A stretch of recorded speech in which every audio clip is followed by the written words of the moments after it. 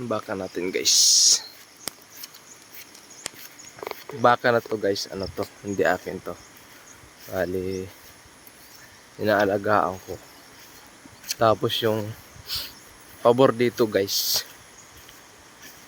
Yung perme, yung pinakaunang anak sa may-ari. Tapos yung pangalawa, akin na.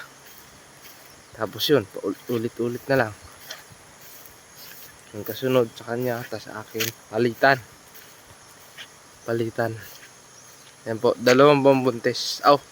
Di pala. 1 buwan mahigit.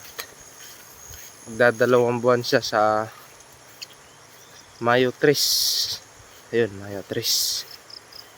Yan guys. God bless po. At sana po hindi po kasi ang pinakahirap po sa ganito po yung iniisip ko na yung kailan siya manganak, tapos yung biglang na, diba? Alam niyo na yun.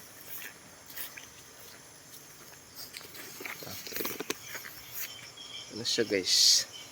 Ito yung mga damo dito guys. Kugon.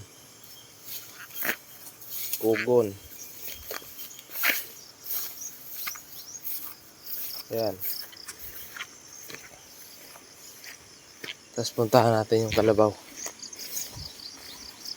Lilipat natin para naman makakain silang maayos. Maganda po yung panahon ngayon guys. Malabas naman yung araw. Bali 3 araw na ngayon. Walang ulan. Pangatlong araw na. So medyo pabor sa akin kasi nagpapatayo tayo ng kakao. Kasi yung kakao natin guys, kailangan tuyong-tuyo. Para naman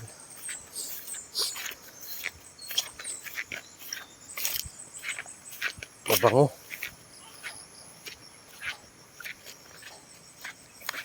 Para hindi siya mag-moist.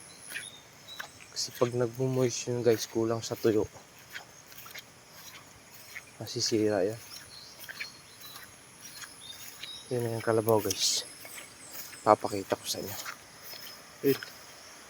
Ayun si kalabaw. Puntahan natin. Lapitan natin. Let's go!